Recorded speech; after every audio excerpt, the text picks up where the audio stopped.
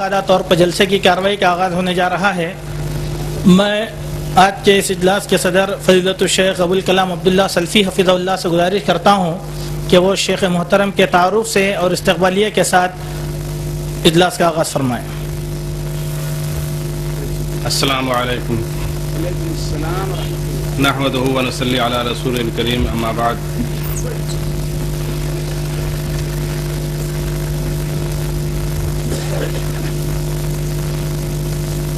معزز علماء کرام، سامعین کرام، بڑی خوشی کی بات ہے کہ آج کے اس اجلاس میں عالم اسلام کی مشہور شخصیت فضیلت الشیخ علامہ عبدالحمید صاحب رحمانی، جو اس جلسے کے مہمان خصوصی اور صدر بھی ہیں، میں ان کا ایک ادنا شاگرد ہوں۔ اس حیثیت سے میں مختصر طریقے سے آپ کا تعارف پیش کر رہا ہوں۔ فضیلت الشیخ علامہ عبدالحمید صاحب رحمانی، آپ دہلی سے تشریف لائے ہیں۔ آپ کا اصل وطن ضلع سدھارتھ نگر یو پی ہے۔ آپ جامعہ رحمانیہ بنارس سے فارغ ہیں۔ اس کے بعد اعلیٰ تعلیم حاصل کرنے کے لیے جامعہ اسلامیہ مدینہ منورہ تشریف لے گئے۔ جامعہ اسلامیہ مدینہ منورہ سے فراغت کے بعد جامعہ سلفیہ بنارس میں 1971 سے 1972 تک تدریسی خدمات انجام دیں، اور انہی دنوں میں میں نے آپ کے پاس تعلیم حاصل کی، جو میرے لیے فخر کی بات ہے۔ تدریسی خدمت انجام دینے کے ساتھ ساتھ آپ مرکزی جمعیت اہل حدیث ہند کی نظامت، جمعیت کے آرگن ترجمان کی ادارت سنبھالتے رہے، پھر مستقل طور پر دہلی منتقل ہو گئے۔ مولانا داؤد راز صاحب کے بعد 1971 سے 1974 تک آپ مرکزی جمعیت کے ناظم اعلیٰ کی حیثیت سے رہے۔ اپنے دور نظامت میں دعوت و تبلیغ کو عام کرنے اور افراد جماعت کو باہم منظم اور مربوط کرنے کے لیے ملک گیر پیمانے پر دورے کیے۔ دور گمنامی میں گزر رہے بے شمار اہل علم، اصحاب قلم اور ارباب دعوت و تبلیغ کو متعارف کرایا۔ مجلہ ترجمان کے علمی، تحقیقی اور صحافتی معیار کو چار چاند لگائے۔ اس دوران بے شمار علمی و تحقیقی مقالے لکھے۔ مرکزی جمعیت کی نظامت اولیاء سے مستعفی ہونے کے بعد دہلی میں معہد التعلیم الاسلامی کی بنیاد رکھی، جس نے بہت ہی قلیل مدت میں درجنوں ایکڑ اراضی پر اپنی بساط بچھا دی، اور دیکھتے دیکھتے کروڑوں کی لاگت سے 4 منزلہ عظیم الشان سلفی مسجد، لائبریری، درسگاہ، قیام گاہ اور طعام گاہ کے لیے عالی شان بلڈنگیں معرض وجود میں آ گئیں، اور بچیوں کی تعلیم کے لیے خدیجۃ الکبریٰ، بچوں کی تعلیم کے لیے ابوالکلام بوائز اسکول، ثانویہ و کلیہ کے لیے جامعہ اسلامیہ سنابل، تصنیف و تالیف کے لیے ادارۃ البحوث الاسلامیہ، حفظ و تجوید کے لیے معہد عثمان بن عفان جیسے درجنوں شعبے وجود میں آ کر حرکت عمل میں آ گئے، اور بحمداللہ آج بھی اپنے دائرہ کار میں مصروف عمل ہیں۔ ہندوستان کے قلب دہلی میں آپ کے ان زندہ جاوید کارناموں کو برسوں یاد رکھا جائے گا۔ ان کے علاوہ ملک کے بہت سارے شہروں اور قصبوں میں بھی بہت سارے سلفی ادارے آپ کے زیر اشراف اور کفالت چل رہے ہیں۔ آپ مختلف اوقات میں کئی دیگر اعلیٰ عہدے اور مناصب پر بھی فائز رہے، چنانچہ جنرل سیکریٹری مرکزی جمعیت اہل حدیث ہند، صدر जमीयत शुबान मुस्लिमीन बनारस, मुआविन सेक्रेटरी मुस्लिम मजलिस मशावरत हिंद, रुकन कुल हिंद मुस्लिम पर्सनल लॉ बोर्ड, रुकन कुल हिंद अलीगढ़ मुस्लिम यूनिवर्सिटी एक्शन कमेटी, रुकन दीनी तालीमी कौंसिल उत्तर प्रदेश, रुकन मजलिस सकाफत इस्लामिया व तरबिया जामिया नगर नई दिल्ली, रुकन मजलिस आमिला एजुकेशनल डेवलपमेंट ऑर्गेनाइजेशन नई दिल्ली, रुकन मरकजी एडवाइजरी हज कमेटी हुकूमत हिंद, रुकन अकलियती कमीशन हुकूमत हिंद वगैरह रहे हैं।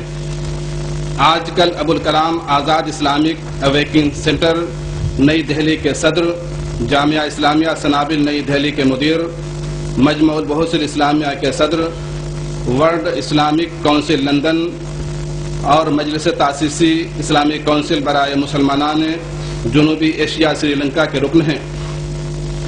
अल्लाह ताला आपकी खिदमात को कबूल फरमाए, आपके दर्जात को बुलंद फरमाए और बेहतरीन अजर व सवाब से नवाजे।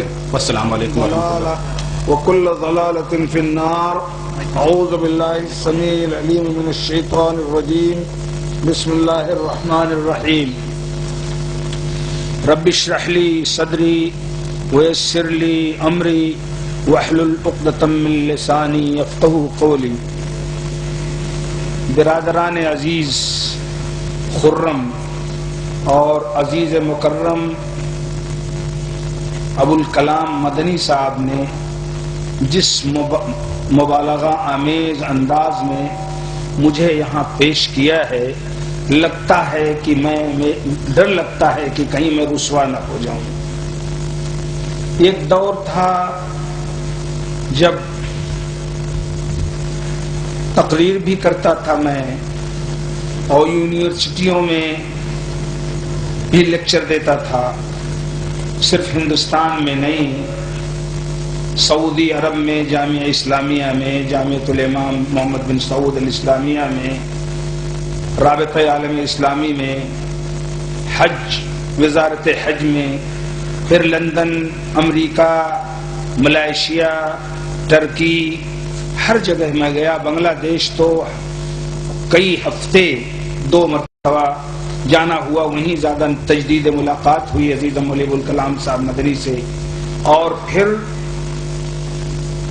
अमेरिका में अजीब कैफियत पैदा हुई, अल्लाह ताला उज्ब गुरूर से बचाए। जब मैं गया तो वहाँ अरब तलबा मुसलसल इसरार कर रहे थे कि अरबी में तकरीर करें, कैलिफोर्निया यूनिवर्सिटी में, मुख्तलिफ जगहों पर। और हिंदुस्तान और पाकिस्तान के उर्दू बोलने वाले जो लंदन और अमेरिका में भी बिल्कुल हिंदुस्तानी प्रिंट हैं, यानी इसी तरह बिदअतें, इसी तरह खाने की नहारी, इसी तरह से खाने के पाए और रोगन जोश और सारी चीजें, जितना पूरा हिंदुस्तान से, हिंदुस्तान की पूरी ईद मिलादुन नबी और सारी चीजें वहां मुंतकिल हो चुकी हैं। वहां जाकर अरबों में तो ये तब्दीली आई कि उन्होंने जब अमेरिकन कौम और यूरोपियन लोगों को देखा कि उनको अपने बातिल मसलको मशरब, ईसाइयत की बिगड़ी हुई सूरत, यहूदियत की मसखुदा सूरत पर इतना गर्रा है, तो उनके अंदर एक रिएक्शन पैदा हुआ कि इस्लाम जो सच्चा दीन है, कुरान जो महफूज है, हदीस रसूल जो महफूज है, हमारी सारी अहादीस पूरे तौर पर वाजिबुल अमल हैं, हम क्यों ना अपने दीन पर इसी तरह गैरतमंद बन जाएं जैसे ईसाई अपने खुराफात पर, यहूदी अपने खुराफात पर और गैर मुस्लिम दूसरे अपने खुराफात पर। तो उनके अंदर एक रद्द अमल पैदा हुआ। और चूंकि वो अरबी जानते थे, कुरान से वाकिफ थे, हदीस रसूल से वाकिफ थे,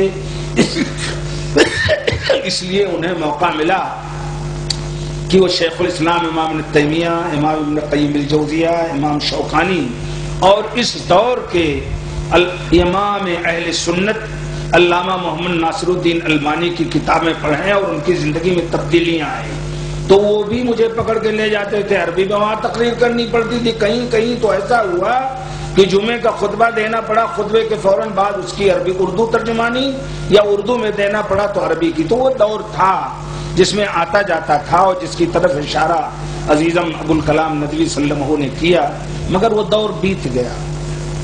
ایک عجیب اتفاق ہے انسانی زندگی کا کہ اگر زیادہ بولے تو وہ کام نہیں کر پاتا ہے، اور اگر زیادہ کام کرے تو بول نہیں پاتا ہے۔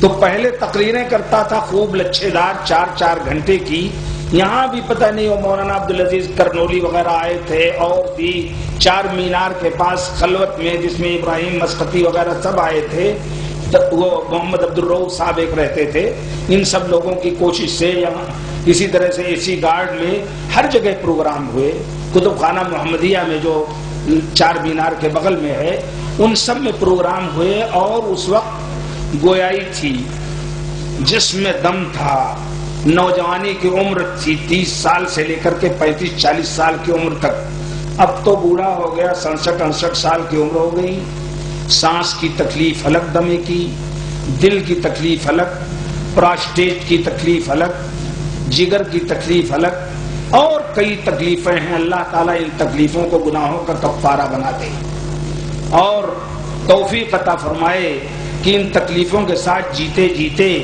کچھ دین کا کام کر لے جاؤں۔ تو تب جوانی تھی، ہر جگہ 4 گھنٹے 5 گھنٹے کی تقریریں لوگ سننا چاہتے تھے، اور کشمیر وغیرہ میں جاتا تھا تو اور اب تو کیفیت یہ ہے کہ کسی صورت سے آدھا گھنٹہ پون گھنٹہ چلوں گا اگر تو تھک جاؤں گا۔ آج وادی حدیث میں معہد علوم الحدیث کہیے یا معہد الکتاب والسنہ کہیے، جو کچھ بھی نام دیجئے آپ، اس میں آہستہ تھوڑی دیر میں تکان سی محسوس ہو گئی اور کھانسی آنے لگی۔ تو اب وہ صورت نہیں رہ گئی، نہ وہ توقعات آپ لگائیے جو عزیزان گرامی نے آپ کے سامنے توقعات رکھ دی ہے۔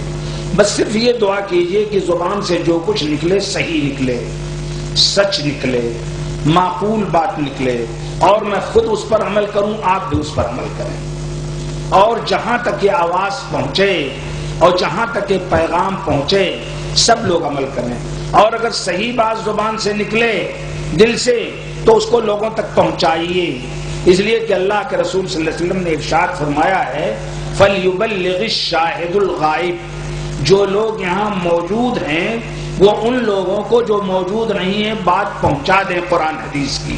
یہ فرض ہے، صرف غیبت نہیں کرنی چاہیے، صرف تہمت تراشی نہیں کرنی چاہیے، صرف مقرروں میں تقابلی مطالعہ نہیں کرنا چاہیے، صرف بانگی نہیں دیکھنی چاہیے، نمونے صرف نہیں دیکھنے چاہیے، بلکہ جو بات آئے اس کو تولیے کتاب و سنت کی روشنی میں، اور جب صحیح لگے تو لوگوں تک پہنچائیے بغیر کم و کاشت کے، بلا اس کے۔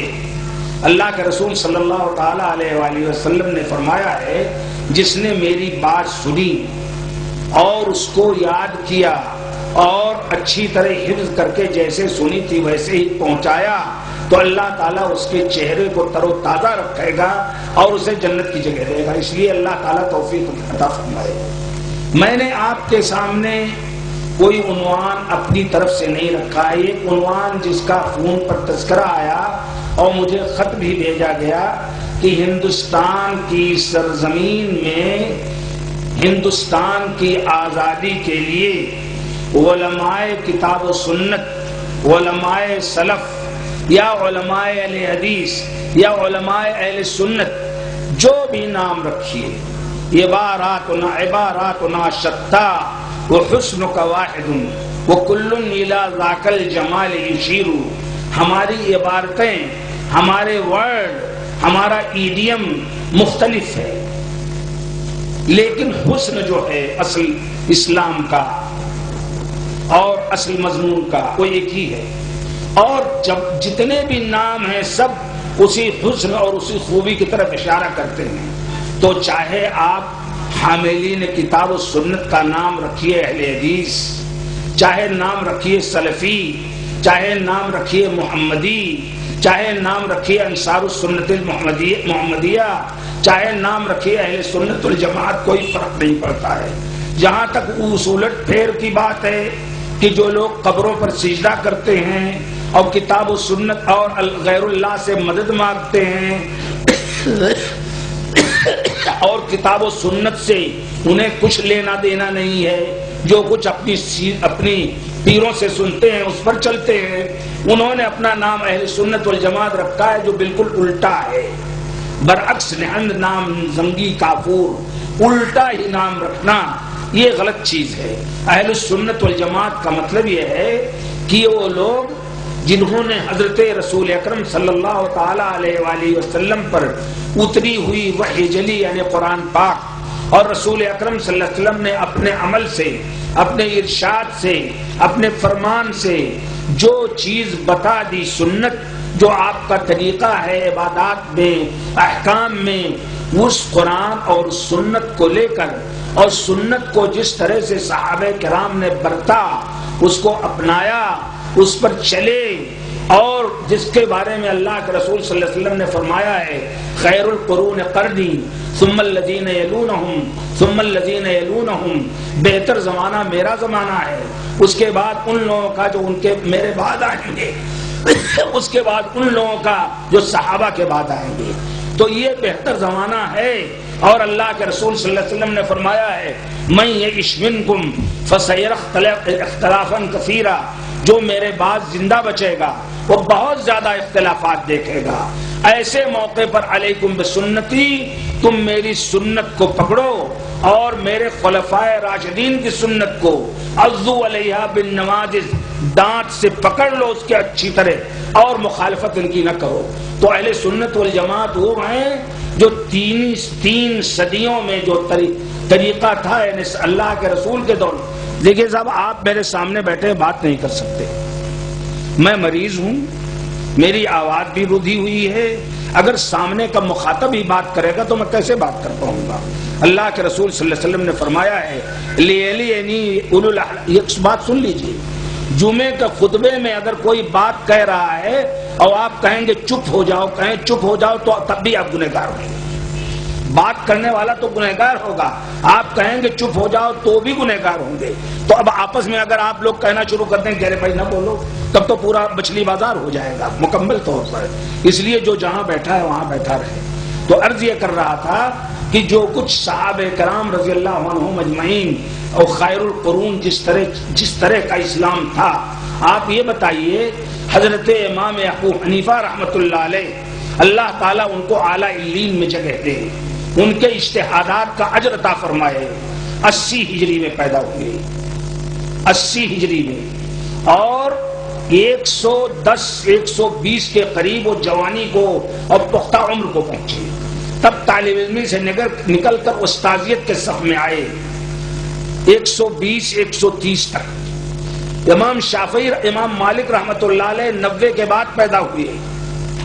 امام شافعی رحمت اللہ علیہ 150 ہجری میں پیدا ہوئے، اور امام احمد بن حنبل رحمت اللہ علیہ تقریباً 195 میں کب پیدا ہوئے؟ کوئی صاحب ہیں؟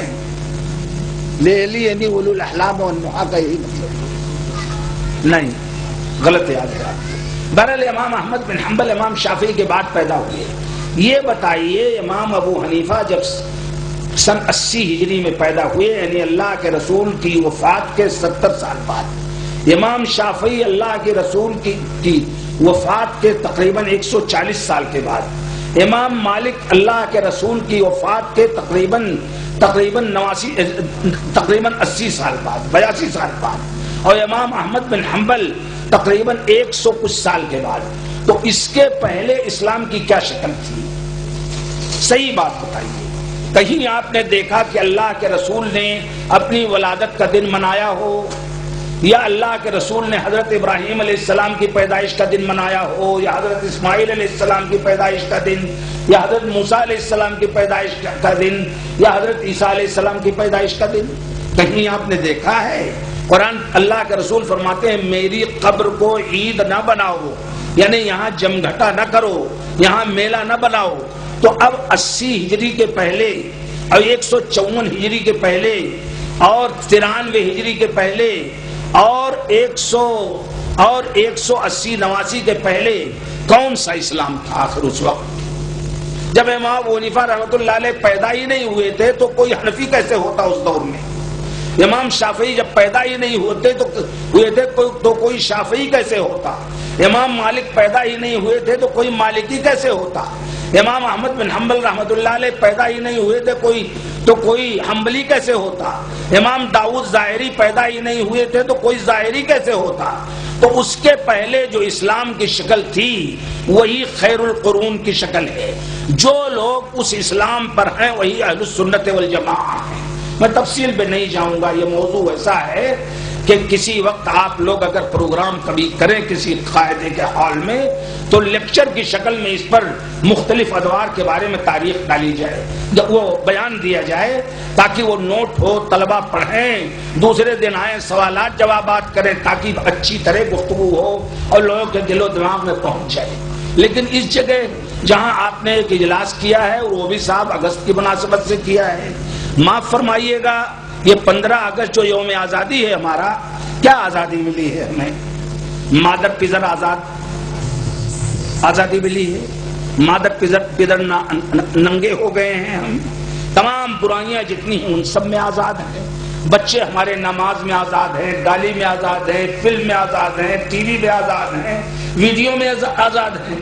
ہم لوگ آزاد ہیں، سگریٹ بیڑی میں آزاد ہیں، شراب کباب میں آزاد ہیں، فضول خرچی میں آزاد ہیں، قبر پرستی میں آزاد ہیں، سب میں آزاد ہیں. یہ کوئی آزادی ہوئی؟ ہندو یہاں کی جو اکثریت ہے کس چیز میں آزاد ہوئی؟ انگریزوں کے دور میں تو ایک حیا بھی تھی، تھوڑی سی شرم حیا تھی، ایک رد عمل تھا کہ انگریز اس طرح ہے تو ہم کو سنبھل کے چلنا چاہیے. اب بتائیے ہم کیا آزاد ہیں؟ اور ہمارے بزرگوں نے جو آزادی کی جد و جہد کی تھی کیا اسی لیے کی تھی کہ یہی سب ہوگا؟ 5 وقت کی نماز بھی ہمارے بچے نہیں پڑھتے، ہم نہیں پڑھتے، ہم آزاد ہیں. یہ کون سی آزاد ہے؟ تو دین سے آزادی ہوئی، یہ تو اخلاقیات سے آزادی ہوئی، یہ تو صحیح کلچر سے آزادی ہوئی، یہ تو صحیح ثقافت سے آزادی ہوئی. یہ کوئی آزادی تھوڑی نہ ہوئی. بہرحال آپ نے جو پروگرام رکھا ہے اس میں آپ نے پوچھا ہے کہ میں بتاؤں کہ جماعت اہل حدیث یا علماء سلف نے اس ملک کی آزادی میں کتنی قربانیاں دی. اس لیے میں کسی اور طرف نہیں جا پاؤں گا، بہک نہیں پاؤں گا. رات کا وقت ہے، تقریباً 9:30 ہونے جا رہے ہیں. میرا خیال ہے کتنا بجے؟ کیا ٹائم بھائی؟ 9:30 ہونے جا رہے ہیں. اگر ہم اس وقت تقریر لمبی کریں، گفتگو لمبی کریں، سوال جواب کی مجلس کریں تو مشکل یہ ہے کہ دہن کا ذکر کیا کیجئے، یا سر ہی غائب ہے گریما سے. ہم سوئیں گے اور فجر کوئی نہیں پڑھے گا.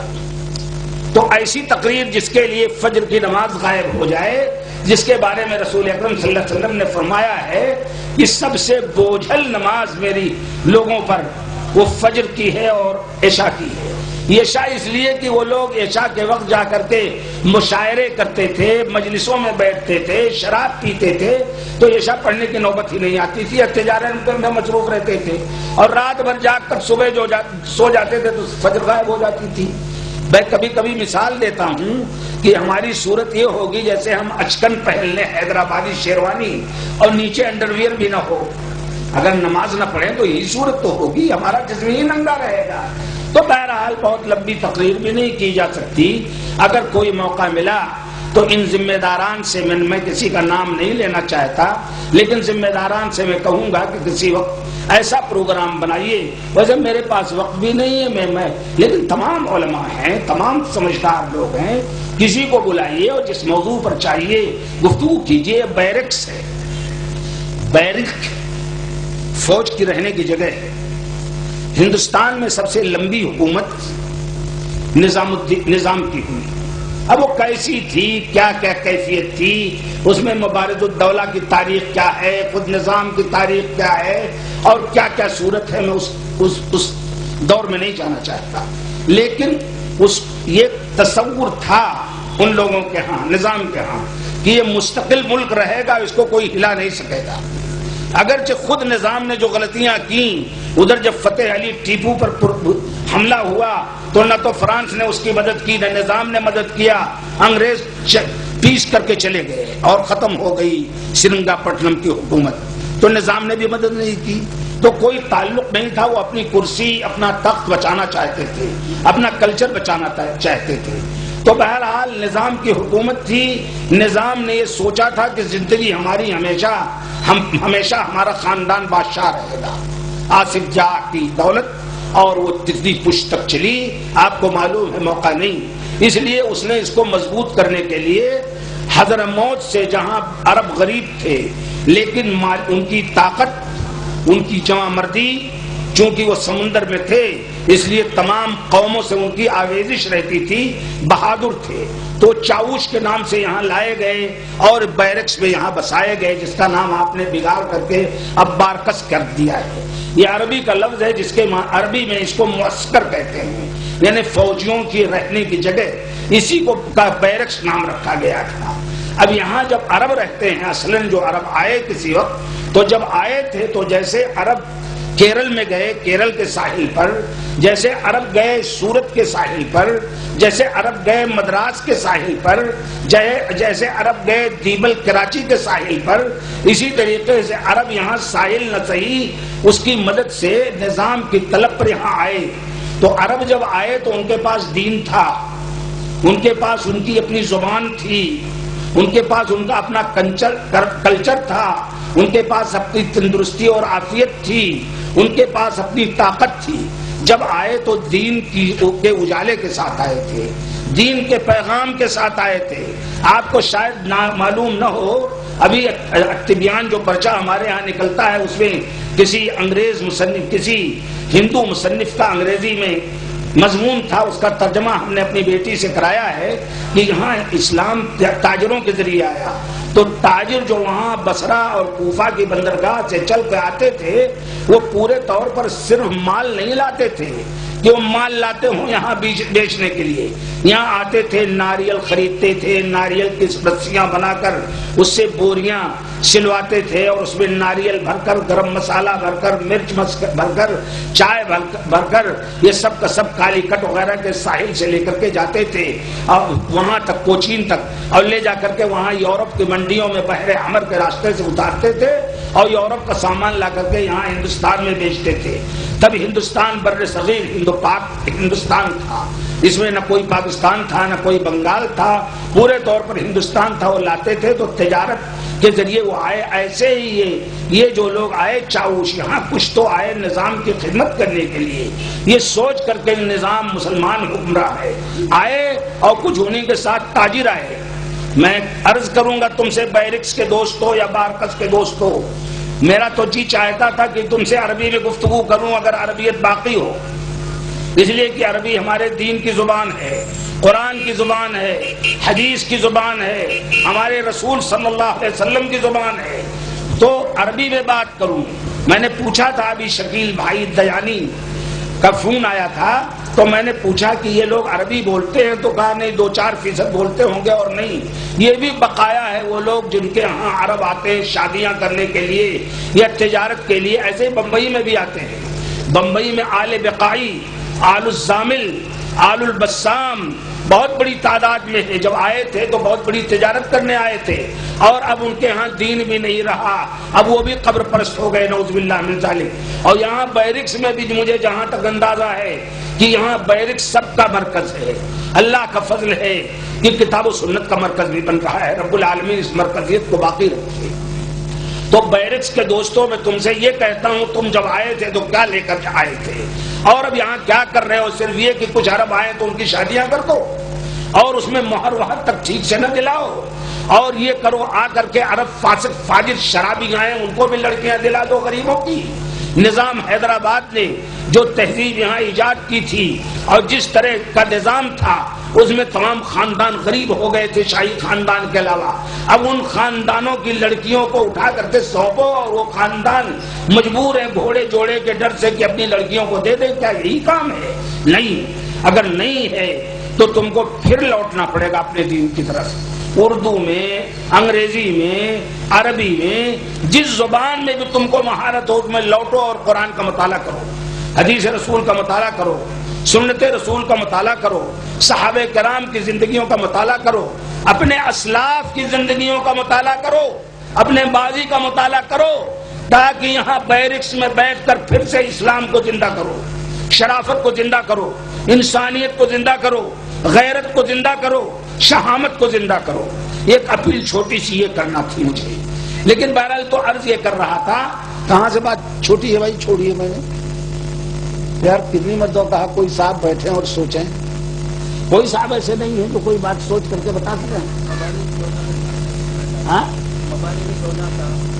ہاں، اس موقع پر میں نظام الدولہ کے جو دوسرے بھائی تھے، مبارز الدولہ، جو حضرت مولانا ولایت علی صادق پوری، حضرت مولانا محمد علی رام پوری اور وغیرہ کے ذریعے یہاں پورے طور پر کتاب و سنت پر عامل ہو گئے اور انگریزوں نے ان کو یہیں گولکنڈہ کے قلعے سے گرفتار کر لیا۔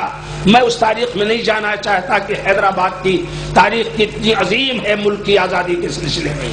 تمہارے بزرگوں نے سب سے زیادہ قربانیاں دی ہیں ہندوستان میں، 3 جگہ کے لوگوں نے سب سے زیادہ قربانیاں دی ہیں۔ ایک تو صادق پور پٹنہ، جس کا پرانا نام صادق پور تھا، وہ اور اس کا وہ پورا پوربی بیلٹ، راج محل، مالدہ اور اسی طریقے سے کلکتہ کا پورا بیلٹ۔ اور دوسری قربانیاں ایسٹ بیلٹ نے دی ہیں، جس کو کہتے ہیں نارتھ آرکاٹ،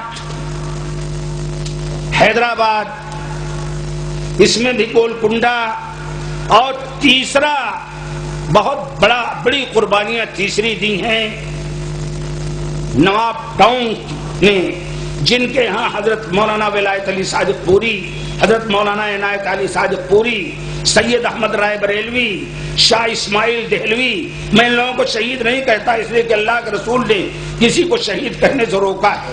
جس کو اللہ کے رسول نے شہید کہا ہے صرف اس کو شہید کہوں گا۔ تو سید احمد رائے بریلوی کو لوگ سید احمد شہید کہتے ہیں، شاہ اسماعیل کو شاہ اسماعیل شہید کہتے ہیں۔ ایک مرتبہ میں نے کوئی خط لکھا تھا بہت اہم قسم کا مولانا ابو الحسن علی میاں ندوی کو، اس میں اتفاق سے شہید نہیں لکھا تو اتنا غضب آلود ہو گئے کہ خط لکھا کہ کیا شہادت اتنی بھی آپ نہیں دے سکتے؟ ان کو میں کیا دوں گا؟ اللہ تعالیٰ شہادت کا فضل دے گا، شہادت ایک فضل ہے، جسے چاہے اللہ تعالیٰ دے۔ اللہ کے رسول صلی اللہ علیہ وسلم کے سامنے کسی نے آ کر کے کہا کہ فلاں نے اتنا جہاد کیا، پشتے کے پشتے لگا دیے اور شہید ہو گیا، تو اللہ کے رسول نے فرمایا کیسے کہہ رہے ہو شہید ہو گیا؟ جا کر کے اس کا انجام دیکھو۔ آخری انجام یہ ہوا کہ جب وہ درد کی ٹیس برداشت نہیں رکھ کر سکا تو اپنی تلوار رکھ کر کے خود اپنی گردن کاٹ لی، خودکشی کی موت مر گیا۔ تو شہادت وہ ہے جسے اللہ تعالیٰ شہید قرار دے دے، جسے رب العالمین جس کی عبادت قبول کر لے۔ اس لیے کسی کو نہ تو سید قطب کو، نہ فتح علی ٹیپو کو، نہ نواب سراج الدولہ کو، کسی کو شہید نہیں کہہ سکتے آپ۔ شہید وہی ہے جو اللہ کے رسول نے جس کو شہید قرار دیا ہو، جو اللہ کے علم میں شہید ہو، جو اپنے رسول کی زبانی کہلایا ہو۔ تو عرض یہ کر رہا تھا کہ ایک بیلٹ تو یہ تھا ساؤتھ کا، اور اس بیلٹ سے آگے لگ کر کے دوستو یہی اتنا نہیں ہوا۔ آپ کو ایک بات بتاؤں، اگر آپ یاد رکھیں گے ابھی تھوڑی دیر کے بعد، مبارز الدولہ کے بعد، کہ یہ بیلٹ جو ساؤتھ کا تھا، اس پر سب سے زیادہ اہل سنت والجماعت یا سلفی اہل حدیث حضرات نے محنت کی ہے۔ آپ کو شاید معلوم ہو ایک بہت بڑا خاندان پنجاب کا تھا، لاہور کے قریب ایک شہر ہے قصور، وہاں کے بہت بڑے عالم تھے حضرت مولانا عبد القادر قصوری رحمۃ اللہ علیہ، جن کی 1942 میں وفات ہوئی، اور وہیں کے دوسرے عالم ان کے بھائی عبداللہ قصوری تھے۔ تو ان لوگوں نے جنگ آزادی میں لڑائی لڑی، ان کے لڑکے خاص طور پر محمد علی قصوری نے جا کر کے چمرقند اور اسمشت کے مقامات پر افغانستان کے وہ وزیر بھی بنائے گئے، انہوں نے پوری زندگی خرچ کی اور گرفتار ہوئے کئی مرتبہ مولانا عبد القادر قصوری اور مولانا محی الدین احمد قصوری بھی۔ یہ قصوری خاندان پورا کا پورا یہ قصوری خاندان مجاہدین کا خاندان تھا۔ جب انہوں نے دیکھا کہ موپلا قوم کو پرتگیزیوں نے ذبح کیا ہے، ان کی عورتیں بیوہ ہو گئیں، ان کے بچے یتیم ہیں، تو انہوں نے پونا میں ایک یتیم خانہ کھولا اور جا کر کے کالی کٹ میں JDT اسلام کھولا مولانا عبد القادر قصوری نے۔ مولانا محمد علی قصوری چمڑے کی تجارت کرتے تھے، اور وہ چمڑے کی تجارت سے 1 لاکھ روپیہ تو مولانا آزاد کو دیتے تھے جنگ آزادی کے لیے، اور بہت بڑی رقم اپنے بھائی محی الدین احمد قصوری اور اپنے چچا عبداللہ قصوری کو دیتے تھے، تاکہ وہ لوگ پونا میں اور اسی طریقے سے کالی کٹ میں دعوت و تبلیغ کا سلسلہ باقی رکھیں۔ وہی کالی کٹ ہے جہاں جمعیت دعوت و تبلیغ اسلام JDT کے پاس میڈیکل کالجز ہیں، انجینئرنگ کالجز ہیں، بڑے بڑے ہاسپٹل ہیں، لیکن ہماری بدقسمتی ہے کہ وہ اب ہمارے ہاتھ میں نہیں ہے۔ وہ چھن گئے تو ان لوگوں نے عزیز کیا ہوا؟ ہاں نہیں تو میں کیا کروں بابا، میرا قصور تو نہیں۔ ہاں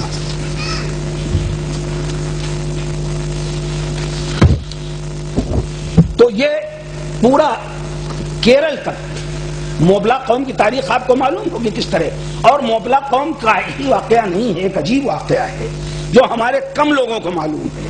ہمارے یہاں تو سب سے زیادہ یہ تصور ہے کہ ہم نے انگریزوں کے خلاف جہاد کیا ہے یا انگریزوں سے اس ملک کو آزاد کرایا ہے۔ آپ تاریخ کے اس واقعے کو نہیں بھلا سکتے۔ بہت یہاں لائٹ کوئی قریب نہیں ہے، میری آنکھ تو اتنا زیادہ نہیں کام دیتی ہے نا، اور پسینہ ہو جاتا ہے آنکھ پر۔ کیا کر رہے ہیں پھر؟ خلل نہ ڈالیں، اسی صورت سے چھوڑ دیں۔ آپ اس ملک میں جو استعمار یعنی غلامی کا دور شروع ہوا ہے، انگریزوں سے نہیں شروع ہوا ہے، معاف فرمائیے، یہ دور شروع ہوا ہے 1498 عیسوی 21 رمضان 901 سے 912 سے نہیں 903 ہجری سے 903 ہجری اور 1498 عیسوی۔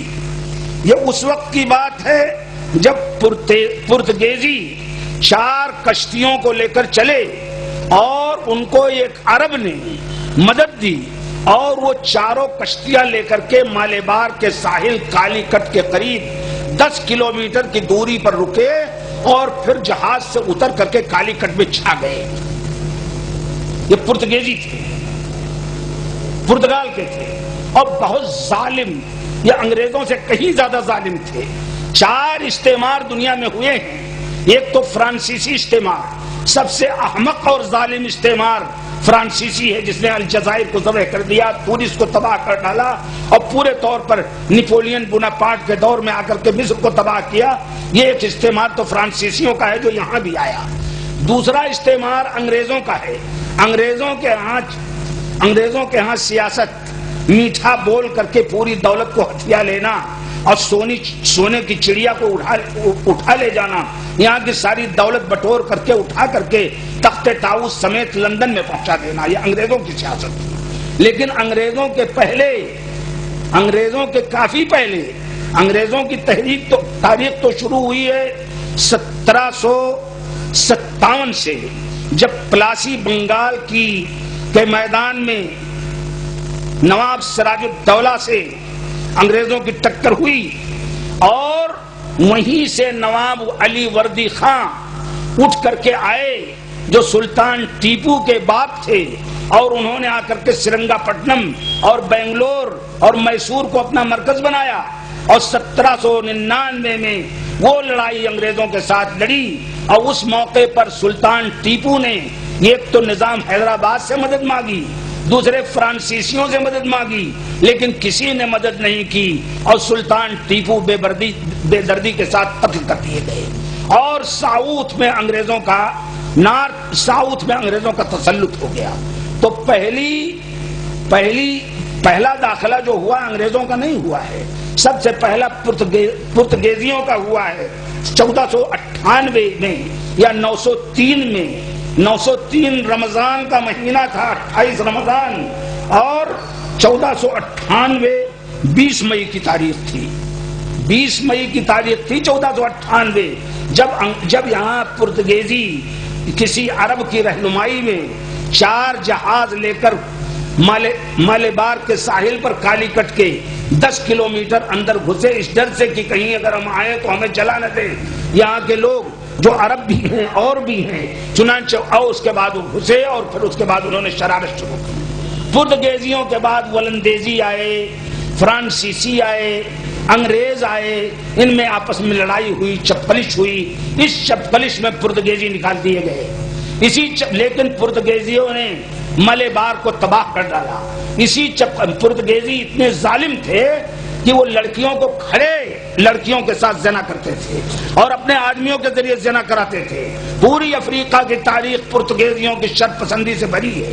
انگریزوں میں بھی زنا اور بے حیائی اور شراب تھی، لیکن اتنی بے حیائی نہیں تھی جیسی پرتگیزیوں میں تھی۔ پرتگیزی کے ہاں عزت و ناموس کے نام کی کوئی چیز نہیں تھی۔ تو سب سے پہلے 94 میں 1498 عیسوی میں، یعنی آج سے تقریباً 600 سال پہلے پرتگیزی آئے، اس کے بعد ولندیزی آئے، پھر فرانسیسی آئے. یہ بہت پہلے کی بات ہے، جب انگریز آئے ان کے بہت پہلے کی. پھر اس کے بعد انگریز جب آئے تو انگریزوں نے پرتگیزیوں کو بھی بھگایا، اس لیے کہ انگریز بڑے مکار ہوتے تھے، سیاست ماکرانہ سیاست جانتے تھے. آپ جانتے ہیں انگریزوں کے بارے میں یہ مشہور ہے کہ ان کے ملک میں سورج نہیں ڈوبتا، اور آج بھی بش جیسے ظالم آدمی انگریزوں کی اس طرح اطاعت کرتے ہیں، انگریزوں کو غلام بھی بناتے ہیں، انگریزوں کے مشورے سے بھی چلتے ہیں. انگریزوں ہی کا مشورہ پوری دنیا میں چل کر کے مسلمانوں کی تباہی کا باعث آج بھی. انگریز کسی صورت سے مسلمانوں کو بھول نہیں سکتا، مسلمانوں کی بے عزتی نہیں بھول سکتا، مسلمانوں کو برباد کرنا نہیں بھول سکتا. اور اس نے غلام بنا کر کے پہلے امریکہ کو، پھر امریکہ کو آزادی دے کر کے اور موقع دیا کہ اچھی طرح امریکہ والے گھسیں افغانستان میں، اور گھسیں اسی طریقے سے افغانستان کے علاوہ عراق میں. اور اب تو کوشش ان کی یہ ہے کہ سعودی عرب کو بھی تباہ و برباد کرے، ان کی کوشش یہ بھی ہے سیریا کو بھی تباہ کرے. تو یہ انگریزوں کی لائی ہوئی لعنت ہے. تو سب سے پہلے 1498 عیسوی میں، یعنی 600 سال پہلے تقریباً پرتگیزی آئے. اس کے بعد پھر جب انگریز آئے، انگریزوں کا اقتدار بڑھا، تو بمبئی کا مرکز چھوڑ کر انہوں نے کلکتہ، چونکہ ایک طرح کا بہت بڑا سی پورٹ تھا اور کلکتے سے بزنس ادھر مشرق کی، ملائیشیا وغیرہ کی ہر جگہ کی ہو سکتا تھا بزنس، اس لیے انہوں نے قبضہ کیا بنگال پر. اور بنگال میں پلاسی کے میدان میں نواب سراج الدولہ سے ان کی لڑائی ہوئی، اور میر جعفر وغیرہ جو مسلمان تھے انہی کے ذریعے تباہ کر دیے گئے نواب سراج الدولہ. پھر سراج الدولہ کے یہاں سے بھاگ کر کے علی وردی خان آئے اور یہاں انہوں نے فوج تیار کی. ان کی موت ہو گئی تو فتح علی ٹیپو نے اس فوج کو مضبوط کیا.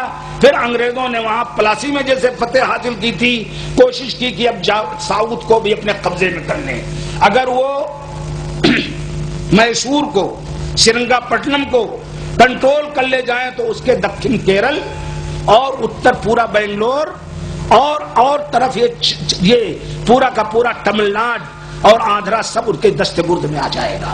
اس لیے انہوں نے سرنگا، اور طاقت سب سے بڑی، وہ جانتے تھے کہ نظام کو تو جب ہم چاہیں گے تو تباہ کر دیں گے، اور نظام تو ہمارے ہاتھ پر بیعت ہی کر لے گا. لیکن یہ فتح علی ٹیپو ایک بہادر باپ کا بہادر بیٹا ہے، اس کو مسخر کرنا ضروری ہے. چنانچہ یہاں اس کو تباہ کیا انہوں نے. اور فتح علی ٹیپو رحمۃ اللہ علیہ 1799 میں اللہ کو پیارے ہو گئے، رب العالمین ان کو شہادت کی موت عطا فرمائے. یہ جنوبی ہند کی کہانی ہوئی. اور تیسری کہاں سے چھوڑا تھا بھائی میں نے موضوع؟ ٹونگ، آندھرا، اس کا راجستھان کا ایک بڑا خوبصورت شہر ہے ٹونگ، جے پور کے قریب ہے. اور ٹونگ میں جب سید احمد، تو یہ تو 1799 کی بات ہوئی. اس کے بعد رب العالمین نے توفیق عطا فرمائی شاہ ولی اللہ محدث دہلوی رحمۃ اللہ علیہ کو، ان کے بیٹے شاہ عبدالعزیز کو، اور شاہ عبدالعزیز کے پوتے شاہ اسماعیل بن عبد الغنی کو، کہ یہ اپنے آپ کو ایک طرف تو تیار کر کے ان اسباب کا ازالہ کریں جن اسباب کی بنا پر انگریزوں کا اور استعمار کا قبضہ ہو گیا ہے. چنانچہ 2 نشانے انہوں نے بنائے. ایک تو پنجاب سے سکھوں کا ظلم ختم کریں، اور دوسرے تربیت دیں مسلمانوں کی. شاہ اسماعیل اور سید احمد رائے بریلوی کی محنت سے 40,000 سے زیادہ لوگ مسلمان ہو گئے. 40,000 سے زیادہ، وہاں سے لے کر کلکتہ، اور کلکتہ سے سمندر کے راستے سے عرب دنیا پورے طور پر یہ لوگ پھیل گئے. تو ان کے جو باقی، اور یہاں تک کہ 6 مئی 1831 میں یہ دونوں بہادر جانفاز علماء بالا کوٹ کے میدان میں قتل کر دیے گئے. ان کی فوج قتل کر دی گئی، طاقت ان کی ٹوٹ پھوٹ چکی. لیکن جو جذبہ انہوں نے بھر دیا تھا، جو تربیت کی تھی اپنے ماننے والوں کی، ان میں مولانا ولایت علی صادق پوری، مولانا عنایت علی صادق پوری، مولانا یحییٰ علی، مولانا اولاد حسن قنوجی، یہ سب پورے کے پورے اہل حدیث اہل سنت والجماعت میں سے تھے. یہ پھر اس کے بعد پھیل گئے. کچھ لوگ کلکتہ وغیرہ کے علاقے میں چلے گئے. نواب محمد علی رامپوری اور اسی طریقے سے مولانا عنایت علی صادق پوری یہ لوگ ساؤتھ کی طرف آئے اور نواب ارکاٹ کو متاثر کیا اور نواب مبادر الدولہ کو متاثر کیا اور انہی لوگوں میں سے ایک جماعت ٹونک گئی.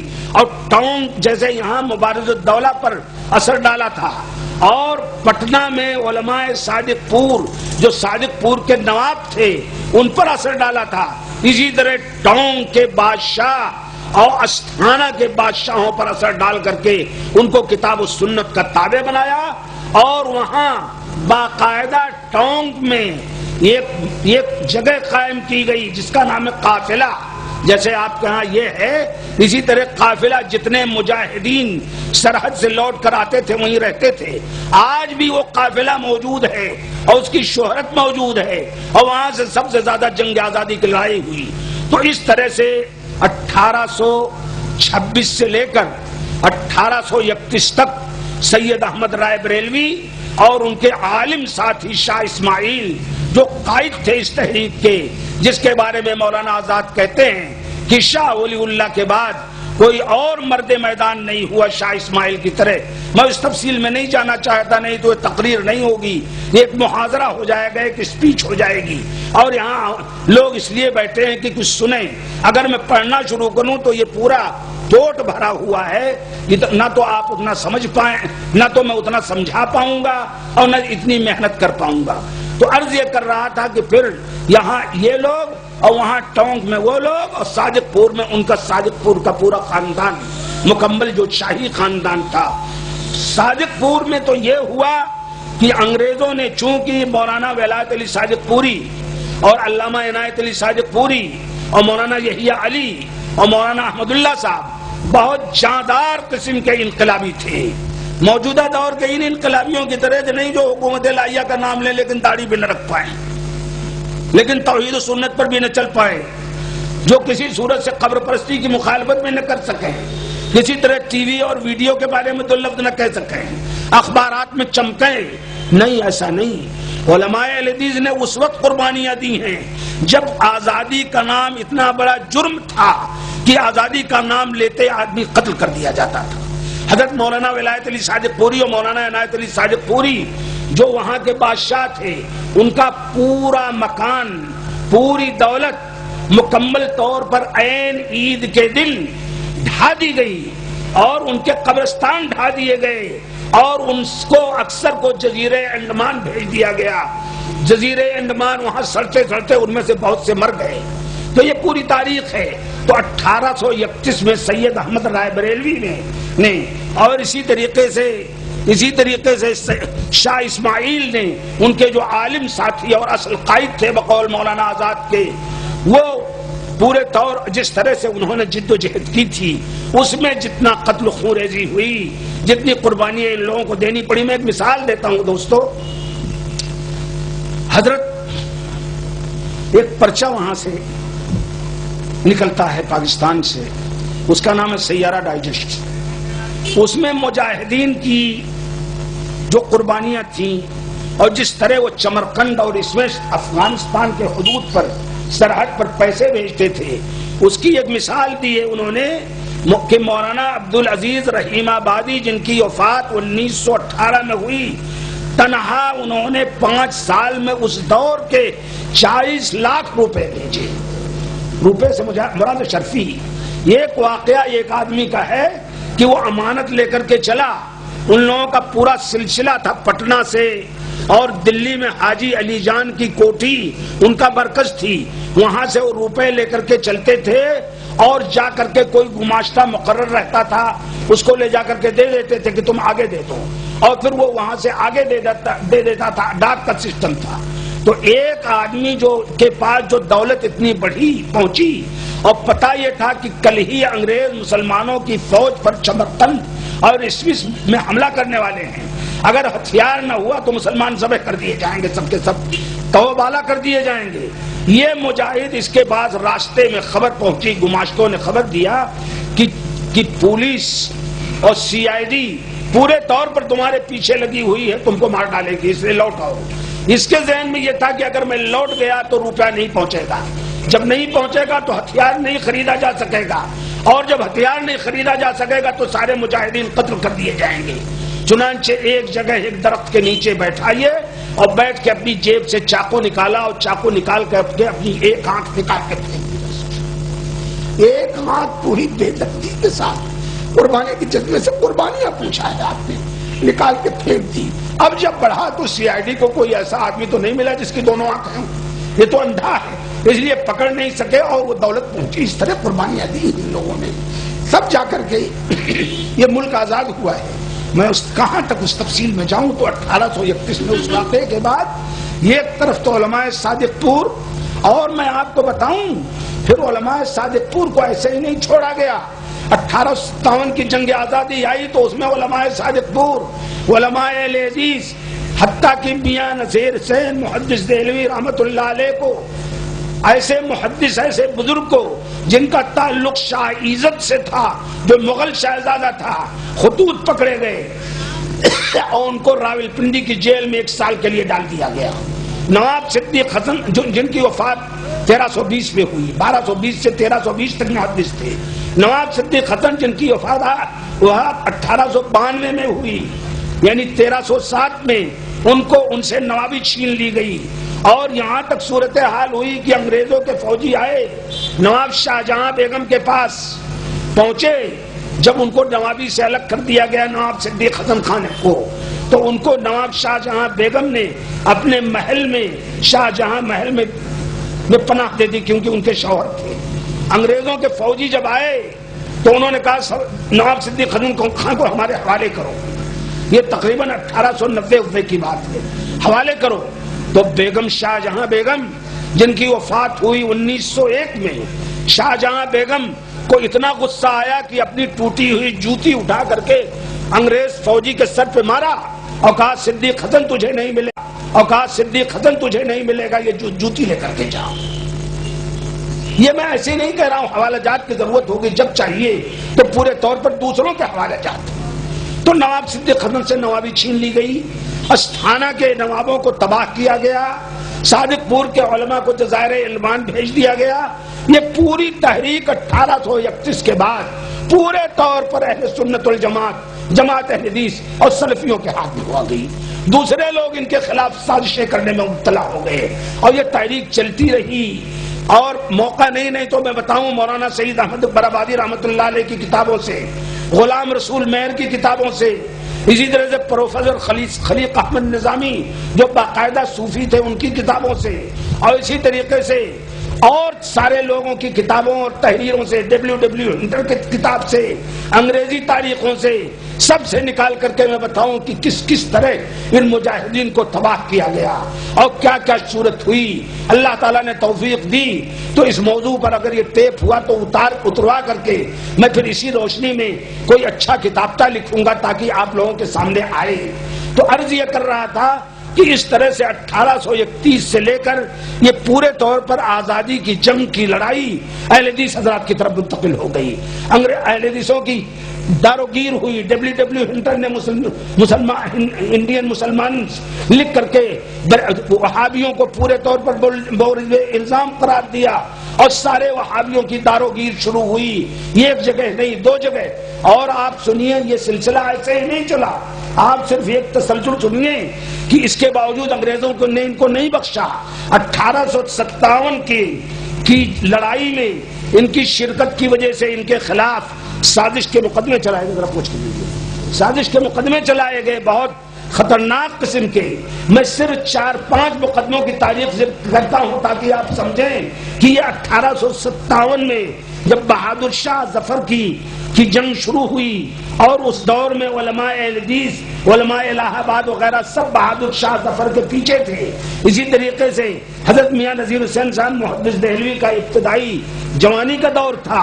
اس دور کے بعد پورے طور پر انگریزوں نے اور یہاں انگریزوں کے پٹھوں نے اور کتاب و سنت کے دشمنوں نے سازشیں کر کے کتاب تک لکھی، جامع الشواہد فی اخراج الوہابیین عن المساجد، اس بات کے دلائل کہ وہابیوں کو مسجدوں سے نکالنا واجب ہے اور وہابیوں کی حکومت وقت سے شکایت کی جائے اور اگر توبہ کریں تو ان کی توبہ بھی نہ قبول کی جائے۔ مولانا محمد بن عبد القادر لدھیانوی کی کتاب ہے انتظام المساجد باخراج اہل الفتن والمفاسد، مسجدوں کا انتظام کرو ان اہل حدیثوں اور ان وہابیوں کو نکال کر۔ منشی ایوب قادری جو تحریک اہل حدیث کے سب سے بڑے دشمنوں میں سے ہیں، وہ تواریخ عجیب جعفر تھانیسری کے مقدمے میں اعتراف کرتے ہیں کہ 200 مسجدوں سے اہل حدیث حضرات کو آمین رفع الیدین کی وجہ سے نکالا گیا اور انگریزوں کے خلاف، انگریزوں کے پاس ان کے مقدمات لے جائے گئے۔ میں اس جذباتیت میں اور تاریخ کے اس تاریخ دور میں لوٹ کر اپنے بھائیوں کو شرمندہ نہیں کرنا چاہتا اور نہ میں ان کی قربانیوں کا کریڈٹ لینا چاہتا ہوں اور نہ ان کی قربانیوں کا پھل کاٹنا چاہتا ہوں، بلکہ چاہتا ہوں کہ آپ یاد کریں۔ سنیے آپ، 1857 کے بعد پہلا مقدمہ سازش امبالہ میں ہوا۔ امبالہ میں اہل حدیث گرفتار کر لیے گئے، ان کے خلاف سازش کا انگریزوں نے مقدمہ چلایا کہ انہوں نے انگریز حکومت کو الٹنے کے لیے یہ سازش کی ہے۔ یہ مقدمہ 1874 میں ہوا، مقدمہ امبالہ۔ 1865 عیسوی میں پہلا سازش کا مقدمہ 1865 میں پٹنہ میں ہوا، اس کا نام ہے مقدمہ سازش پٹنہ، یعنی پہلا 1865 میں اور دوسرا 1870 میں وہ مقدمہ سازش بالدہ ہے، اور تیسرا 1870 میں وہ بھی بنگال کا راج محل کا مقدمہ ہے جس میں پورے اہل حدیث جو تاجر تھے چمڑوں کے ان کو تباہ و برباد کر دیا گیا۔ اور اس کے بعد 1874 کا یہ مقدمہ ہے جو امبالہ کا مقدمہ ہے۔ اس کے بعد پانچواں مقدمہ پھر مقدمہ سازش پٹنہ 1878 جس میں پورے طور پر علماء صادق پور کو تباہ و برباد کر دیا گیا، ان کو عبور دریائے شور کر دیا گیا، ان کو کالے پانی بھیج دیا گیا، ان کے گھر گوڑ دیے گئے، ان کی جائیدادیں تباہ کر دی گئیں۔ آج بھی میونسپل بورڈ پٹنہ کا کارپوریشن آج بھی انہی کے قبروں پر ہے۔ میں ابھی کچھ دن پہلے علماء صادق پور کے سلسلے میں ایک اجلاس تھا تو میں اس میں گیا تھا۔ اس اجلاس میں تو اس میں اتفاق سے لالو پرساد یادو تھے، ان کی بیوی رابڑی دیوی جو چیف منسٹر تھی، تو میں نے وہاں میری صدارت میں اجلاس ہو رہا تھا، میں نے لالو میاں سے کہا کہ آپ بہت بڑے مسلمانوں کے ہمنوا بنتے ہیں اور آپ کی بیوی مودی بھی تھا جو جن سنگھیوں کا تھا پورے اسٹیج پر، اگر آپ کوئی بھی خیر کا کام کرنا چاہتے ہیں تو آج ایک فریڈم فائٹر کوئی غیر مسلم ہے تو اس کو زندگی بھر کے لیے آزادی اور جائیدادیں دیتے ہیں۔ علماء صادق پور کے مکانات اسی جہاد آزادی کی وجہ سے اور ان کی قبریں منہدم کر دی گئی، وہاں میونسپل بورڈ بنا دیا گیا۔ مہربانی فرما کر اگر کوئی درد ہے تو آپ کو صادق پور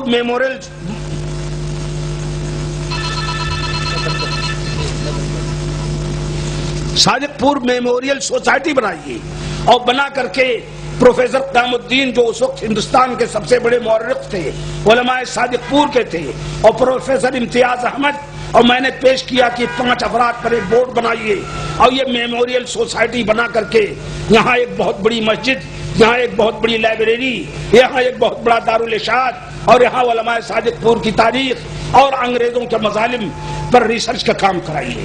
اللہ صاحب کھڑے ہوئے کیونکہ مسلمانوں کو موجودہ دور کا کوئی سیاسی لیڈر بھی ہو وہ مسلمانوں کو ہری گھاس دکھا کر کے سبز باغ دکھا کر رجھانا چاہتا ہے، ہر جگہ کوئی بھی نہیں اس سے محفوظ ہے، بلکہ للوا تو کچھ محفوظ بھی ہے تھوڑا سا، کوئی بھی نہیں۔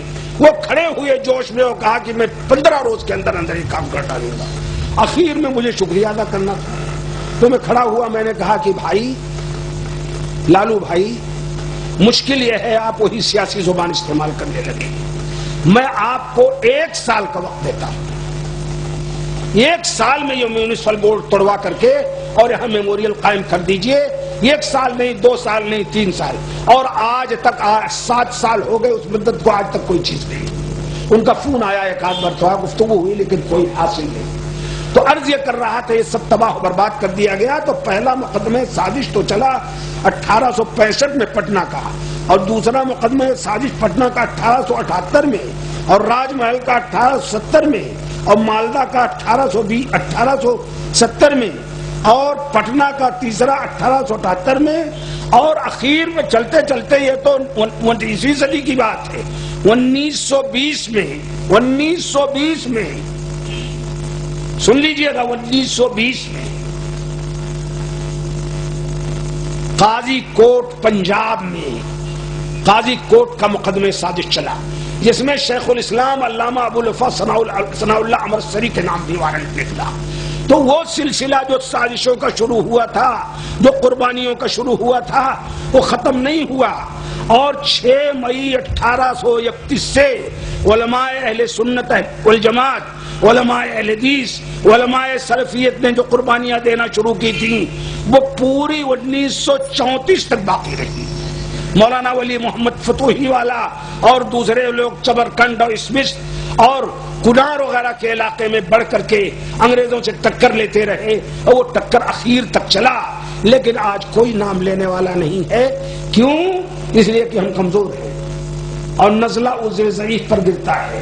اور فارسی کا شعر ہے مرگ ضعیفی کی سزا ہے جرم ضعیفی کی سزا مرگ مفاجات. یعنی ضعیفی کی سزا یہ ہے کہ آدمی اچانک مر جائے. کیا ٹائم ہے بھائی؟ پروگرام کب سے شروع ہوا ہے؟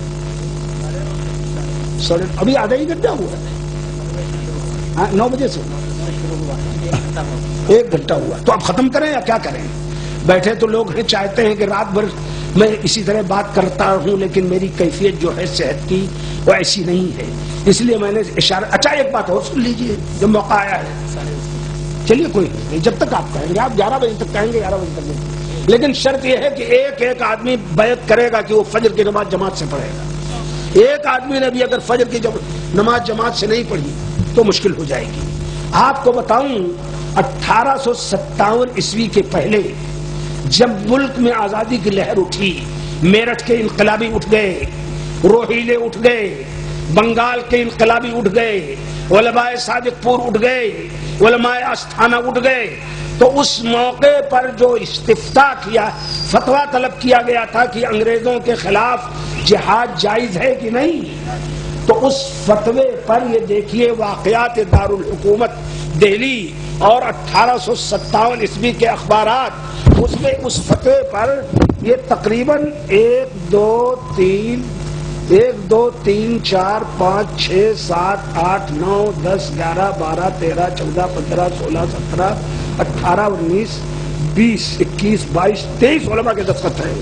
ان میں سب سے پہلا دستخط حضرت میاں نذیر حسین محدث دہلوی رحمۃ اللہ علیہ کا ہے, جو 1220 میں پیدا ہوئے اور 1320 میں وفات ہوئی. سب سے پہلا دستخط ان کا ہے, اور یہ تقریباً 1292 کا دستخط ہے.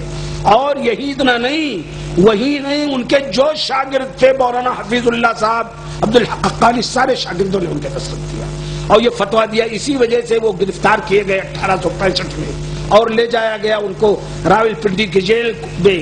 مسٹر چیمبر لین اس وقت انگریزوں کو نمائندہ تھے. اللہ تبارک و تعالیٰ کو جب سزا دینا ہوتی ہے کسی کو تو 1 منٹ کے لیے نہیں باقی رکھتا. چیمبر لین کو انگریز حکومت کی طرف سے ہدایت ملی تھی کہ میاں نذیر حسین محدث دہلوی کی تحقیقات کرو. ان کے خطوط جو مغل شاہزادوں کے تھے, عزت وغیرہ کو, وہ سب مل چکے تھے. چیمبر لین صاحب جب تحقیق کے لیے دلی سے نکلے تو مر گئے, اللہ کا فضل, ختم ہو گئے. اور پھر میاں صاحب رحمت اللہ علیہ چھوڑ دیے گئے وہاں سے, جیل سے. تو عرض یہ کر رہا تھا, یہ تاریخیں ایسی نہیں ہیں. نواب صدیق حسن خان رحمت اللہ علیہ کی کتاب جہاد باقاعدہ سب کو تسلیم ہے کہ 1888 میں, بلکہ 1885 میں وہ حکومت سے الگ کیے گئے, بھوپال کی حکومت سے. ان کی کتاب جہاد پکڑی گئی, وہ انگریزوں کے ہاں گئی. لیکن نواب صدیق حسن خان رحمت اللہ علیہ بہت بڑے زیرک اور بہت بڑے ذہین اور بہت بڑے امام تھے. اس دور میں بھی انگریزی جانتے تھے, اور کتابیں تو ان کی اتنی ہیں, 235 کتابیں ہیں ان کی تصنیفات, عربی, فارسی, اردو.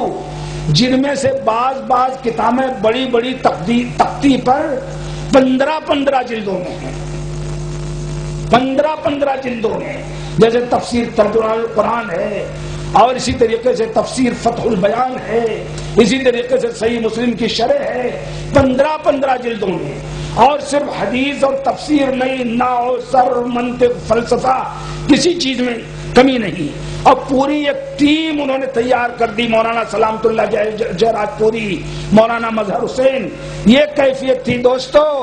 حیدرآباد کے تاجروں، وادی حدیث کے ذمہ داروں، سبق لو۔ نواب صدیق حسن خان نے یہ انعام مقرر کیا تھا کہ جو آدمی بلوغ المرام حفظ کر لے گا اس کو 50 روپے مہینے، اور حفظ کرنے کے بعد ایک بڑا انعام، اور جو مشکات المصابیح حفظ کر لے گا اس کو 100 روپے مہینے۔ آج جانتے ہیں 100 روپیہ کتنا تھا اس دور کا؟ یہ تقریباً 1885 وغیرہ کی بات ہے۔ کتنا رہا ہوگا آج سے 15 سال، 22 سال، 1000 اس وقت کا آج کے 1 لاکھ سے کم نہیں۔ اس کے علاوہ ان کی جب وفات ہوئی تو قاضی محمد مچھلی شہری جو ان کے یہاں چیف جسٹس تھے، انہوں نے چاہا کہ یورپ میں جا کر کے دعوت و تبلیغ کریں، تو ان کو 1 لاکھ روپیہ بیگم شاہجہاں بیگم نے دیا کہ جائیں وہ لندن اور یورپ میں دعوت و تبلیغ کریں۔ ان کے دوسرے عالم تھے مولانا مظہر حسین، انہوں نے خواہش ظاہر کی کہ انہیں بھیج دیا جائے مکہ، چنانچہ مکہ اور مدینہ اور جدہ میں بھوپال کی جتنی روایتیں تھیں وہ سب انہوں نے دیکھنا شروع کیا اور سب کے نگراں رہے۔ اور یہی اتنا نہیں، مولانا ان کی علمی صلاحیت کی، ان کی حق گوئی کا ان کا طریقہ یہ تھا کہ ایک مقدمہ تھا ایک آدمی سے، مولانا مچھلی شہری رحمت اللہ علیہ قاضی تھے، نواب صاحب آئے کورٹ میں، اور وہ آدمی جس کے ساتھ نواب صاحب کا مقدمہ تھا وہ بھی آیا، اتفاق سے نواب صاحب کرسی پر بیٹھ گئے، تو مولانا محمد مچھلی شہری نے اٹھے اور کہا میں ایسے مسئلے پر فیصلہ نہیں دے سکتا جس میں ایک فریق کرسی پر بیٹھے اور دوسرا فریق کٹہرے میں کھڑا ہو۔ چنانچہ مولانا انہوں نے نواب صدیق حسن خان کو نکال دیا فوراً وہاں سے۔ جب نکال دیا تب جا کر کے کام چلا، تب جا کر کے مقدمے کا فیصلہ ہوا۔ کون سی چیزیں مشکل یہ ہے کہ اتنی چیزیں ہیں کہ ادھر جاؤ تو ادھر بہک جاؤ، ادھر جاؤ تو اس میں ڈوب جاؤ، کون سی چیز اجالی جائے، کون سی چیز دبائی جائے۔ تو عرض کر رہا ہوں کہ یہ پوری تاریخ ہے۔ نہیں تو میاں نذیر حسین محدث دہلوی جن کی ولادت 1220 میں ہوئی، وفات 1320 میں، رجب 1320، اکتوبر 1902 میں وفات ہوئی، جن کے بارے میں اس وقت کے بڑے ادیب عبدالحلیم شرر نے کھل کر لکھا تھا اس دور کا کوئی مجدد ہو سکتا ہے تو میاں نذیر حسین محدث دہلوی ہو سکتے ہیں، جن کے بارے میں منشی محمد فوق مشہور غیر اہل حدیث حنفی عالم اور ادیب اور صحابی نے لکھا تھا کہ اس دور کے مجدد میاں نذیر حسین محدث دہلوی۔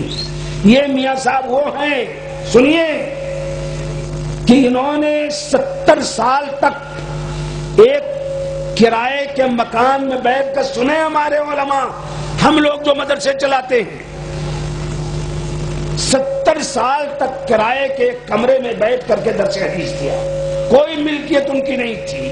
مسجد میاں صاحب، اس کے پہلے مسجد اورنگ آبادی کو انگریزوں نے ڈھا دیا تو گلی ہنگا بیگ کی مسجد میں پھاٹک حبش خان میں آ گئے، اور ان کے ہاتھ پر سارے مورخین کا اتفاق ہے، نوٹ کر لو کہ 22 لاکھ سے زیادہ حدیث میں، 22 لاکھ سے زیادہ، اور جو مسلک اہل حدیث پھیلا بڑھا، جس نے تجدید کی مسلک اہل حدیث کی، وہ مسلک کے موجد نہیں ہے، یہ مسلک اہل حدیث یا سلفیت یہاں کی نئی چیز نہیں ہے، یہ شروع سے اللہ کے رسول کے دور سے، صحابہ کرام کے دور سے، ائمہ اربعہ کے دور سے چل رہی ہے، لیکن ہر دور میں اس پر کچھ نہ کچھ غبار آ جاتا تھا تو مجددین اٹھتے تھے، ان کی اصلاح کرتے تھے۔ یمن میں ہمارے عرب احباب جو ہیں وہ سن لیں، یمن میں علامہ امام امیر امانی نے، علامہ شوکانی نے، اور اس دور میں امام مقبل بن ہادی وادعی نے اور ڈاکٹر ربی ہادی نے یہ احیا کیا، وہ غبار جھاڑا. اس دور میں میاں صاحب نے، اس کے پہلے شاہ اسماعیل نے، ان کے پہلے شاہ ولی اللہ نے، ان کے پہلے مولانا فاخر ظاہر الہ آبادی نے، یہ سب لوگ اس اصلی ایمان کی تحریک پر، اسلام کی تحریک پر جو غبار چڑھ گیا تھا، ان سب لوگوں نے صاف کیا. تو یہ کوئی نیا دین نہیں، یہ کوئی نیا مسلک نہیں، یہ کوئی نیا عقیدہ نہیں، یہ وہی دین ہے، وہی عقیدہ ہے، وہی منہج ہے جو اللہ کے رسول صلی اللہ علیہ وسلم نے پیش فرمایا تھا، جن کو صحابہ لے کر چلے.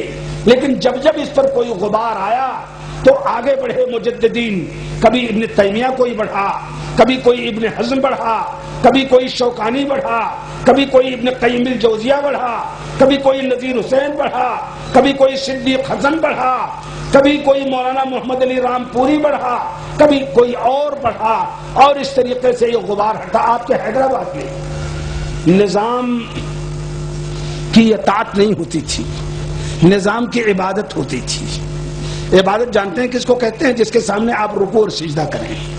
نظام سے جب کسی کو ملاقات کرنا ہوتی تھی تو اس شرط پر ملاقات ہوتی تھی کہ وہ پہلے 3 اشرفیاں پیش کرے، نذرانہ، اور پھر اس کے بعد جھک کے سلام کرے.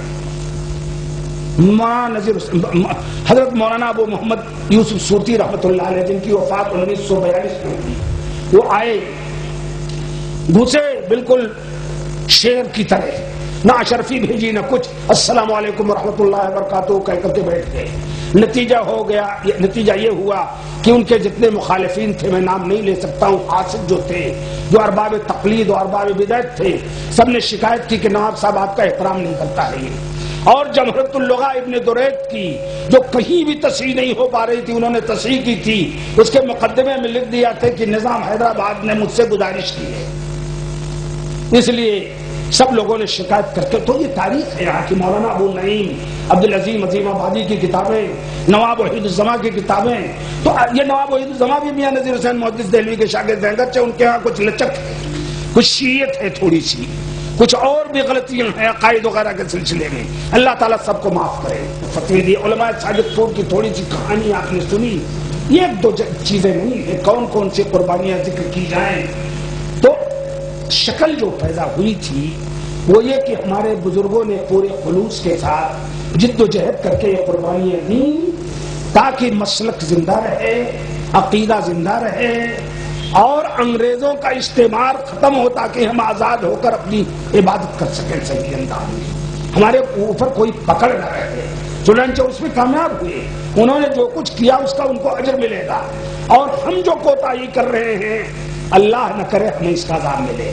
اللہ تعالیٰ ہمیں عذاب سے محفوظ رکھے، ہر قسم کے عذاب سے. رب العالمین ہمیں توفیق عطا فرمائے کہ ہم پدرم سلطان بود کے کہنے کے بجائے کہ میرا باپ بہت بڑا مجاہد تھا، خود مجاہد بنے، خود انسان بنے. اور جہاد یہ نہیں ہے صاحب کہ آپ تلوار اٹھا لیں یا کسی کو مار دیں. جہاد عربی کا لفظ ہے، علماء بتائیں گے کہ اس کے معنی ہے بذل الجہد. انسان پوری جد و جہد شب و روز کرے کہ پہلے اپنے عقیدے کو ٹھیک کر لے، اس کے بعد اپنا عمل ٹھیک کر لے، اس کے بعد اپنے اخلاقیات ٹھیک کر لے، پھر اپنے بچوں کی صحیح تربیت کر لے، اپنی بچیوں کی صحیح تربیت کر لے، اپنی بیوی بہنوں اور بھائیوں کی صحیح تربیت کرے، اپنے پڑوسیوں کی صحیح تربیت کرے، اپنے ماننے والوں کی. جب ان کو صحیح انداز میں آدمی ٹرین کر لے گا جد و جہد کر کے، تب کسی دشمن کی مجال نہیں ہوگی کہ ہمارے اوپر کچھ کر سکے. آپ کو معلوم ہوگا واقعہ کہ آج مسٹر بش جس کو چاہے دھمکی دے دیں، ایران کو دے تو وہ تو ایران ان کا دوست ہے. شروع ہی سے ایرانیوں نے بش کو بلایا کہ عراق کو تباہ کر دو. یہ تو ان کا دوست ہے، دوست میں کیا ہوتا ہے ہمیں کوئی مطلب نہیں. لیکن اب ان کی دھمکیاں سیریا تک جا رہی ہیں. ان کی دھمکیاں یہ آپ کے پڑوس میں جو ملک محمد علی جناح نے بنایا تھا، جو مسلمان بھی نہیں تھا، عجیب بدقسمتی حیدرآباد والے برداشت نہیں کر پائیں گے. لیکن آخری وقت تک وہ شخص سور کا گوشت کھاتا رہا، شراب پیتا رہا، اس کی بیوی ہندو رہی، اس کی لڑکی نے ایک ہندو سے شادی کر لی، تو لکھا اس نے کہ کیا تمہیں پوری دنیا میں ایک مسلمان لڑکا بھی نہیں مل رہا تھا کہ تم نے ہندو سے شادی کر لی؟ تو لڑکی نے جواب دیا جیسا جواب کا مستحق تھا، کیا آپ کو پوری دنیا میں ایک مسلمان بھی لڑکی نہیں ملی تھی کہ آپ نے میرے ماں لڑکی سے شادی کی؟ تو یہ پاکستان بنا جو کچھ ہوا، اب پاکستان بھی لقمہ تر بننے جا رہا ہے۔ پورے طور پر پاکستان اسلام کا نہیں، صرف بش کا غلام ہے، سب غلام ہیں اس کے۔ تو جس طرح سے یہ چاہتے ہیں، جس طرح تربیت صحیح نہیں ہے، اس لیے ایک تربیت کا واقعہ سناؤں میں آپ کو۔ آپ نے ہارون رشید رحمۃ اللہ علیہ کا نام سنا ہوگا، بنو عباس کے خلیفہ، وہ جو اصل دور تھا خلفائے راشدین کا اس کو تو الگ رکھیے، بنو امیہ کا اصل دور تھا، خلفائے راشدین کے بعد سب سے بابرکت عربیت کا دور بنو امیہ کا تھا، اس کو بھی رکھیے۔ بنو عباسیہ جب اسلام میں کمزوری آ گئی تھی بنو عباس کے دور میں، اس وقت کا واقعہ ہے کہ نقفور عیسائیوں کے بادشاہ نے ایک خط لکھا کہ ہم تم کو ہارون رشید، ہم آپ کو جزیہ دیتے تھے، اپنے جان مال کی حفاظت کے لیے ٹیکس دیتے تھے تاکہ آپ ہمارا تحفظ کریں، ہمیں اب آپ کے تحفظ کی ضرورت نہیں، آپ کے اس لیے ہمارا ٹیکس واپس کر دیجیے۔ ہارون رشید رحمۃ اللہ علیہ اپنے ساتھیوں کے ساتھ بیٹھے ہوئے تھے، ہما شما کے ساتھ، تکیہ ہٹایا انہوں نے اور رقے پر اپنے منشی سے کہا، کاتب سے لکھ دو، الجواب ما سترا لا ما ستسمع و تقرا، لکھ دو کہ جواب وہ ہے جو تم ابھی دو گے، دیکھو گے، ابھی دیکھو گے، وہ نہیں جو سنو گے۔ اور چنانچہ فوراً حکم ہوا، وہی خط لے کر کے ان کا گماشتہ نکلا اور پوری فوج نکلی ہارون رشید کی، اور چند گھنٹوں کے بعد یا چند دنوں کے بعد نقفور کی کو زندہ باندھ کر کے لا کر کے ہارون رشید کے جوتے تلے ڈال دیا۔ یہ ہوتی ہے تربیت صحیح، یہ ہوتا ہے اسلامی تصور صحیح۔ آج صاحب جو کچھ بھی چاہیں بش صاحب کہہ ڈالیں، جس کو بھی چاہیں ذبح کر دیں، جب بھی چاہیں بال ٹھاکرے صاحب چیخ پڑے کہ نہیں ہم فلاں کمیشن کا فیصلہ نہیں مانیں گے، نہ چلنے دیں گے، ہم خون خرابہ کر ڈالیں گے، جو کچھ چاہے آدمی کر ڈالے۔ ہے مسلمانوں میں کوئی دم، کوئی تربیت ہماری ہے، جذباتیت تو ہے، مرچ مسالہ روغن خوب کھاتے ہیں مسلمان، اس لیے اسی اعتبار سے ہمارے اندر جذباتیت ہوتی ہے۔ لیکن ہے کسی کے اندر نقفور والی، اس کی ہارون رشید والی روح ہے؟ کوئی جواب دے سکے کسی کو؟ اللہ تعالیٰ محفوظ رکھے ہم کو، اللہ تعالیٰ ہم کو توفیق دے، اللہ تعالیٰ ہمیں طاقت دے، اللہ تعالیٰ ہمیں ایمان دے، اللہ تعالیٰ ہمیں اخلاص دے، اللہ تبارک و تعالیٰ ہمیں اپنے رسول کے اسوے پر چلنے کی توفیق دے، اللہ تعالیٰ ہمیں اپنے کتاب پر عمل کرنے کی توفیق دے، اللہ تعالیٰ ہمیں اپنے رسول کے صحابہ کی سیرت کو اپنانے کی توفیق دے، اللہ تعالیٰ صحیح انداز میں اپنے بچوں کی تربیت کی توفیق دے، اپنے بچوں کو ٹی وی کلچر سے، ویڈیو کلچر سے، اور اسی طریقے سے فلمی کلچر سے، سینماؤں سے، فلمی پرچوں سے، گالی گلوچ سے، غلط قسم کے فحش گیت گانوں سے بچنے کی توفیق دے۔ آج تو کمالیات کا یہ عالم ہے، آج تو یہ کیفیت ہے کہ کوئی دلیپ کمار ہو گیا تو ہمارا ہیرو بن گیا، اس لیے کہ اس کا کہیں محمد یوسف نام تھا۔ وہ ایک لڑکی پورے طور پر ٹانگ کھلی ہوئی چل کر پورے یورپ میں اپنے آپ کو اچھال رہی ہے، وہ بے حیا تسلیمہ آ کر کے پورے طور اپنے آپ کو نمایاں کر رہی ہے اللہ کے رسول کی توہین کے ساتھ، اور یہ سب کچھ ہم گوارا کر رہے ہیں، ہمارے ماں باپ گوارا کر رہے ہیں۔ میں یہ نہیں کہتا کہ ان کو قتل کر دو، لیکن اصلاح کی کوشش کرو، دنوں رات ایک کرو، دعوت و تبلیغ کا کام کرو۔ تمہارے اجداد و آبا میں شاہ اسماعیل رحمت اللہ علیہ تھے، جو 1892 میں پیدا ہوئے، 1831 میں وفات ہو گئی۔ شاہ اسماعیل کی کیفیت یہ تھی کہ دلی میں فتح پوری کے پاس رہتے تھے، مہدیان میں۔ پتا چلا انہیں، ایک روز دیکھا کہ کچھ رنڈیاں گاتی